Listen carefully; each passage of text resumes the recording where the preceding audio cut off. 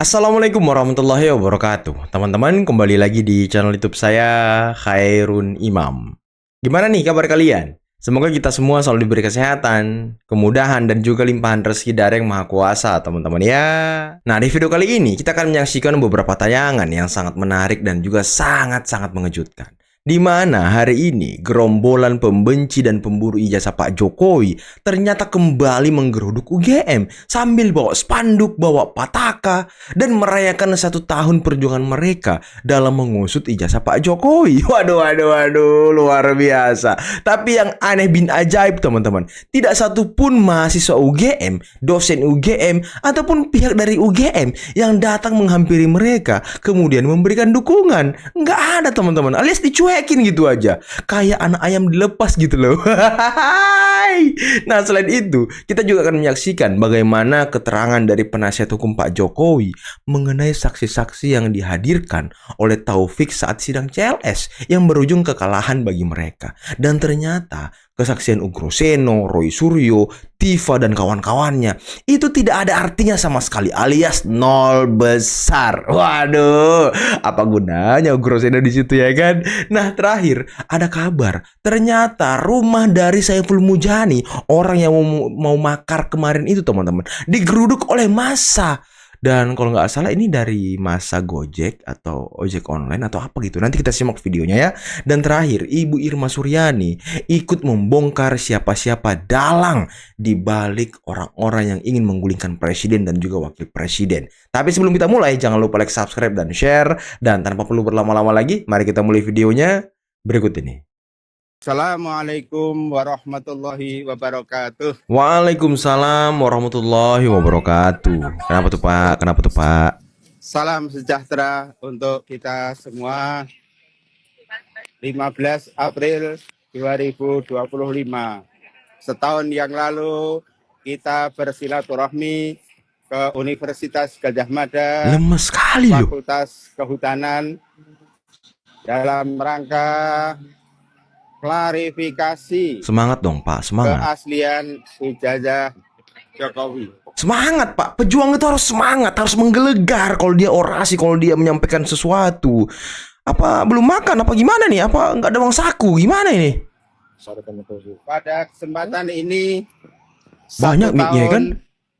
Sudah 1 tahun kita Banyak nanti apakah ijazah Jokowi asli atau tidak asli. Hingga hari ini kita tetap menanti. Hampir setengah dari suara Pilpres kemarin menginginkan Mas Gibran untuk tetap mendampingi Pak Prabowo. Betul. All Di tracking. survei terbarunya ya, Gibran hampir dapat 26%-an. Sementara kompetitornya yang dianggap sebagai kompetitor hari ini, Mas Ahaye, hanya dapat 4%. Ya gimana mau ngangkat Mas Ahaye?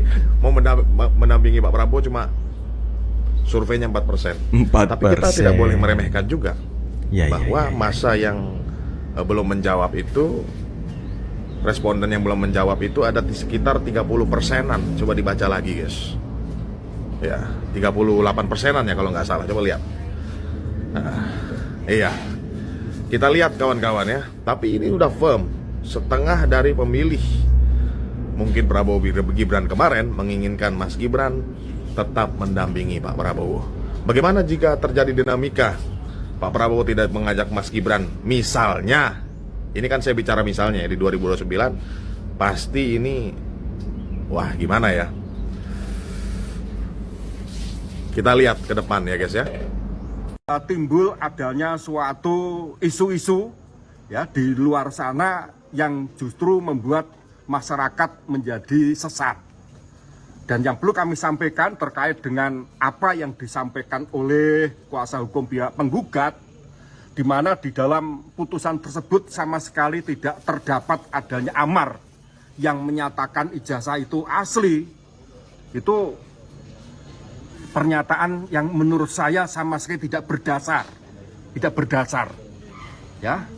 Kemarin sudah kami sampaikan bahwa di dalam hukum administrasi negara terdapat adanya suatu asas presumption juste causa, ya. Jadi sepanjang ijazah Pak Jokowi itu ya belum dibuktikan sebaliknya dan adanya putusan bahwa ijazah tersebut dinyatakan palsu atau dinyatakan tidak sah, ijazah tersebut tidak perlu adanya campur tangan pengadilan untuk menyatakan sah.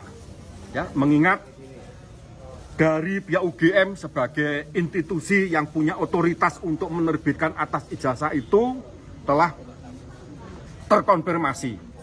Begitu juga adanya hasil lab forensik ya, yang diumumkan oleh pihak penyidik Polda Metro Jaya juga dinyatakan bahwa ijazah tersebut maupun keterangan dari teman-teman satu angkatan Pak Jokowi adalah identik ya, sehingga tidak perlu adanya suatu keraguan lagi terkait dengan ijazah Pak Jokowi. Jika mereka masih mencoba untuk menganalisis dari aspek foto dan sebagainya ya, foto tersebut dengan adanya keterangan yang disampaikan oleh saksi Saminuddin ya, teman satu angkatan Pak Jokowi, juga teman pada waktu wisuda bersamaan, dengan memperlihatkan foto-foto wisuda antara foto Pak Jokowi yang tertera di dalam ijazah dengan foto yang tertera di dalam buku alumni dan foto secara bersama-sama yang terdiri dari 14 peserta satu angkatan dan wisuda bersamaan, semuanya adalah sama, tidak ada perbedaan.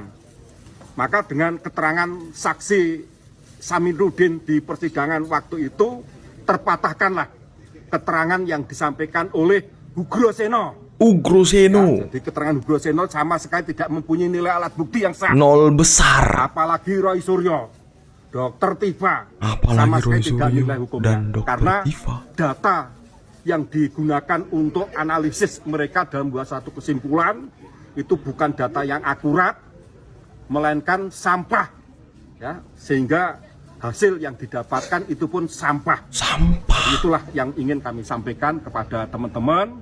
Dengan adanya putusan tersebut, ya, kami berharap kepada masyarakat tidak perlu merasa terpancing, merasa terkecoh adanya isu-isu tentang ijazah Pak Jokowi. Terima kasih. Prabowo pergi ke luar negeri ya untuk menjaga hubungan bilateral. Sementara Pak Prabowo menugaskan Gibran untuk turun ke bawah. Sebenarnya ini satu paket yang kerjasama pas. yang sangat baik sekali. Betul, gitu. Bu. Pakat. Target orang-orang ini sebetulnya kepada Pak Prabowo. Ketakutan kalau Pak Prabowo, mohon maaf ya, nggak ada misalnya, nanti Gibran naik. Gitu. Ini ketakutan. Di dalam Gerindra sendiri ada itu. Berarti harusnya menurut kesehatan saya, Pak Prabowo gitu. Iya, seharusnya mereka percaya kepada Tuhan. Berarti mereka kepada mendoakan Allah Subhanahu wa taala yang namanya kesehatan orang, yang namanya umur panjang, itu semuanya milik Tuhan. Nggak boleh mereka berandai-andai gitu. Harusnya mereka mensupport Pak Prabowo. Pak Prabowo itu sekarang dalam kondisi yang sangat sehat. Betul, sangat prima. Walaupun ada kaki kemarin kan sakit ya, itu nggak boleh kita juga nafikan gitu. Tapi kalau berpikir, wah nanti kalau Pak Prabowo nggak ada nih Gibran nih naik. Jangan gitu juga kali mikirnya.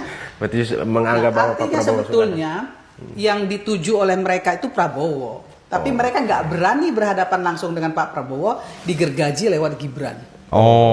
Digergaji lewat Gibran. Kenapa?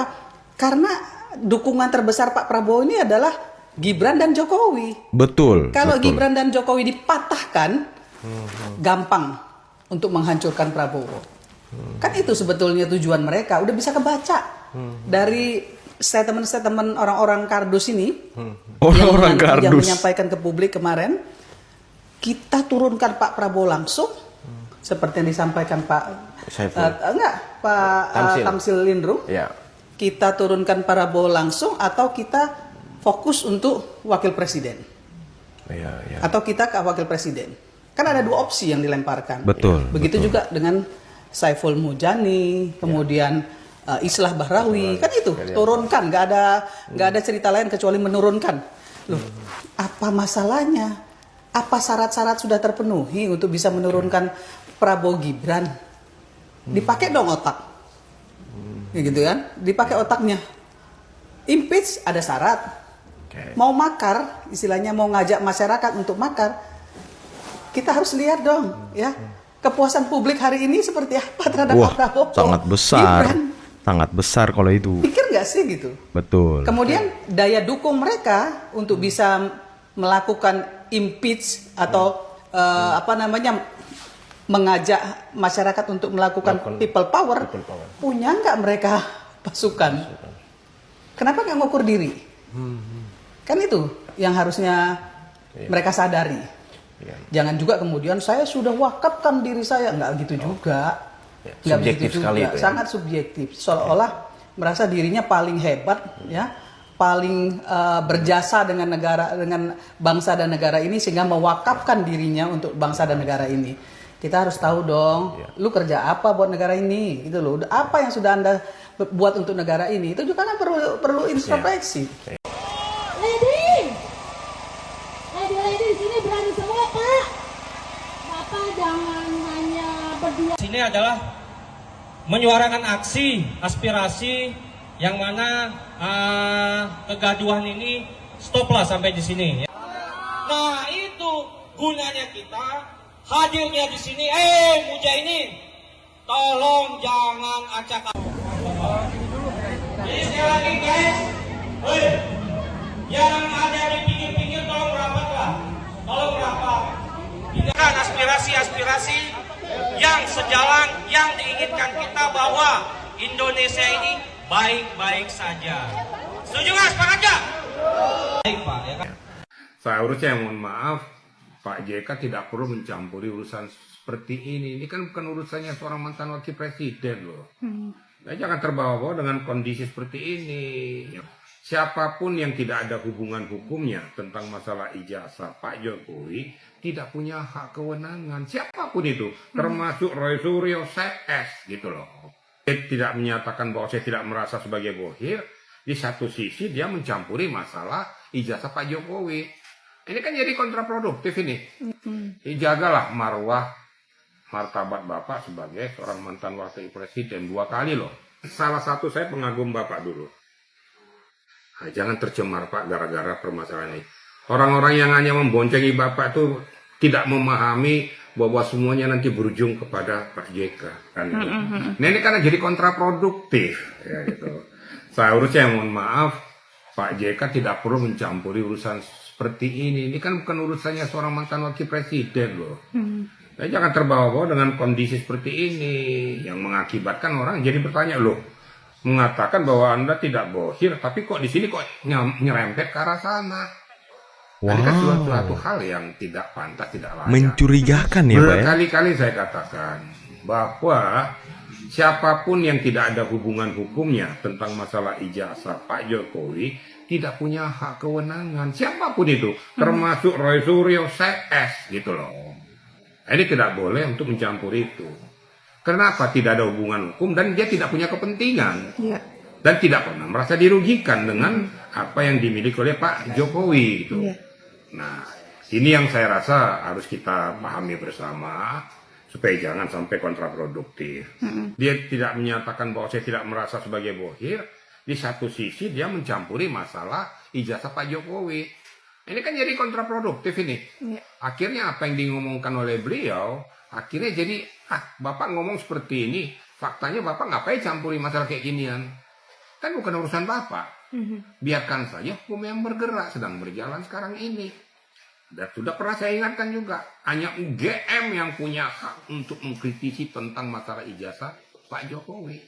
Karena yang mengeluarkan bukan UGM. Nah, menurut UGM sah bahwa dia adalah alumni daripada Fakultas Kehutanan UGM. Terus ya orang lain yang nggak ngerti ngapain campuri? Sebenarnya hal ini sebenarnya gampang sebenarnya menelusuri. Jadi nggak usah lah kena embos kek, watermark kek, kena garis pinggirnya kek, nggak ada hubungannya. UGM sudah ngomong kok. Masa UGM menjual dirinya universitas yang ternama di Indonesia loh. Ngomong kosong malah bullshit gitu. Israel yang di jauh sana dijamin oleh Presiden Prabowo, sedangkan yang di sini tidak dijamin. Oh, salah ini pemahamannya. Mandat dari seorang presiden itu menjamin kebebasan itu. Jika kebebasan itu terancam dengan cara apapun, dia harus menyatakan keberpihakan. Saya memberi jaminan kepada kebebasan berpendapat itu. Pidato yang hampir tidak terdengar datang dari Pak Prabowo dalam 1 tahun 5 bulan ini. Kalau ada perdamaian di Timur Tengah, harus diberi jaminan keamanan kepada Israel. Kan kata Presiden. Presiden bisa menjamin keamanan sebuah negara, tapi mengapa Presiden tidak bisa menjamin kebebasan warga negara? Bung, sedikit bang. Bung, jangan tanya. Nah, saya cuma menanggapi tadi 2 hal terkait dengan yang abang bilang soal Presiden nggak pernah menyampaikan soal kebebasan berpendapat. Terakhir Presiden menyampaikan di Hambalang di depannya Najwa Shihab itu beliau bilang bahwa ya silakan mengkritik pemerintah. Saya jamin siapapun yang mengkritik pemerintah saya jamin itu. Kritik semua kritik itu baik dan membantu. Percayalah, saya tidak akan mengizinkan hal-hal seperti itu terjadi. Berarti Bapak tadi bicara secara tegas tidak boleh ada warga yang diintimidasi, yang diteror karena mengkritik pemerintah. Tidak boleh. Jaminan langsung dari Presiden Republik Indonesia. Kalau wewenang ada, itu saya lakukan. Negara menghormati dan terbuka terhadap kebebasan penyampaian pendapat dan aspirasi yang murni dari masyarakat. Pemimpin harus terbuka untuk masukan. Kita tidak anti kritik. Kita malah suka kritik. Terus kedua, tadi soal abang bilang kenapa Israel yang di jauh sana dijamin oleh Presiden Prabowo sedangkan yang di sini tidak dijamin. Oh, salah ini pemahamannya. Karena konteksnya itu adalah bahwa Presiden sedang mengatakan kita ingin Palestina merdeka, tapi juga kita harus menjamin keamanan Israel. Kemerdekaan bagi bangsa Palestina merupakan satu-satunya jalan untuk mencapai perdamaian yang benar. Saya tegaskan bahwa kita juga harus mengakui dan menjamin hak Israel untuk berdiri sebagai negara yang berdaulat dan negara yang harus juga diperhatikan dan dijamin keamanannya. Indonesia's complete support for the two-state solution in Palestine. We must have an independent Palestine, but we must also recognize, we must also respect, and we must also guarantee the safety and security of Israel. Kita ini tidak hanya soal Indonesia, tapi juga beberapa negara kalau ingin Bung Aiman, mereka maka beliau mau mengkonter idenya, saya persilahkan. Tapi kalau beliau hanya mengkonter cuplik ini, lebih baik kita selesaikan. Oke, baik. Oke teman-teman, itulah tadi beberapa video yang bisa kita simak, yang bisa kita saksikan pada kesempatan kali ini. Dan waduh, luar biasa ya. Ini gerombolan pembenci ini kok bisa-bisanya lagi-lagi menggeruduk UGM. Tapi yang menjadi pertanyaan, apakah setelah menggeruduk UGM, dia akan menggeruduk rumah Pak Jokowi lagi? Nah ini. Karena kan mereka sempat ke rumah Pak Jokowi tahun lalu. Jadi setelah tahun lalu dia ke UGM, besoknya dia ke rumah Pak Jokowi. Yang hadir di situ, yang masuk ke dalam ada Kurnia, ada Rizal Fadila, ada siapa yang baru dapat SP3 kemarin, yang nemenin Egy Sujana, Dami Hari Lubis, dan juga siapa lagi satu ya? Apa cuma mereka bertiga yang masuk? Nah, apakah besok mereka juga akan ke rumah Pak Jokowi? Waduh, ini sangat menarik nih teman-teman. Tapi kasihan ya, lihat orang-orang ini. Yang hadir itu emak-emak, orang-orang tua, yang sepertinya dari segi semangat, dari segi kemampuan untuk berorasi itu sudah sangat tidak ada teman-teman. Sudah habis gitu masanya ya kan. Tapi kok bisa-bisanya mereka ikut-ikutan dengan gerakan-gerakan seperti ini. Gerakan-gerakannya nggak jelas. Tapi emang sih ya, emang kalau kita dengarkan omongan-omongan Roy Suryo, omongan-omongan Tifa dan gerombolan pembenci lainnya, ya yang bisa mereka kelabui, yang bisa mereka bodoh-bodohi, yaitu orang-orang tua ini teman-teman. Yang mungkin dari segi keilmuan IT, dari segi keilmuan apapun itu ya sudah terbatas gitu. Dan dia tidak bisa men-challenge ataupun mengcounter apa yang dikatakan oleh para peneliti mereka ini. Makanya ya mereka menerima gitu saja informasi dari Roy Suryo, Tifa dan kawan-kawannya, dari Ugroseno. Padahal ya kita bisa men-challenge, bisa mendengarkan pendapat yang lain. Apalagi tadi kuasa hukum Pak Jokowi mengatakan bahwa kesaksian Ugroseno, Roy Suryo, Tifa itu sampah semua, tidak ada nilainya teman-teman. Ini kan konyol. Sudah capek-capek dihadirkan dari Jakarta ya kan, jadi saksi CLS, diundang Taufik, nggak ada nilainya. Apakah nanti ketika sidang ijazah Pak Jokowi di Jakarta digelar, yang sekarang bergulir di Polda Metro Jaya, apakah juga akan seperti itu? Apakah nanti sidangnya itu cepat teman-teman? Karena kesaksian-kesaksian mereka ini ya nol besar. keilmuan-keilmuan mereka ini nggak bisa membuktikan bahwa ijazah Pak Jokowi palsu. Nggak bisa sama sekali. Jadi apa yang mereka harapkan sekarang? Apa yang mereka harapkan, teman-teman? Nggak ada. Dan tadi Ibu Irma Suryani sudah spill. Mereka ingin menggergaji Pak Prabowo melalui Gibran. Jadi tujuan utama mereka yang baru saya ingat. Tujuan mereka yang pertama kan, ini pernah dijelaskan juga sama Bang Zulfan Lindan. Kalau Pak Jokowi dan juga Gibran ini hanyalah sasaran antara. Tujuan utama mereka sebenarnya itu Pak Prabowo. Ya, coba kalian perhatikan. Yang pertama mereka serang itu kan Pak Jokowi. Yang berusaha mereka hancurkan elektabilitasnya itu kan Pak Jokowi. Yang berusaha mereka gerus kecintaan rakyat kepadanya itu Pak Jokowi.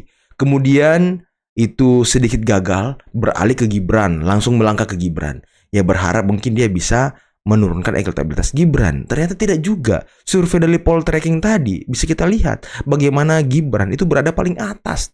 Hampir 26% teman-teman suaranya. Dan ya karena dua ini gagal, makanya mereka langsung menyebut nama Pak Prabowo juga. Akan mereka makzulkan. Nah ini kan bukti bahwa memang step-step mereka ini nggak ada yang benar teman-teman. Nggak ada sama sekali yang benar. Luar biasa loh. Dan memang gerakan-gerakan seperti ini nggak pernah mendapatkan dukungan dari rakyat. Karena yang mendukung dan membela Pak Prabowo dan Pak Jokowi ini banyak sekali teman-teman. Banyak sekali. Dan dukungan-dukungan terhadap gerombolan pembenci ya nol besar. Sama seperti kesaksian Ugroseno. Oke lah teman-teman, mungkin cukup sekian dulu video kali ini. Jangan lupa like, subscribe, dan share videonya. Akhir kata, billahi taufiq wal hidayah. Assalamualaikum warahmatullahi wabarakatuh. Bye-bye.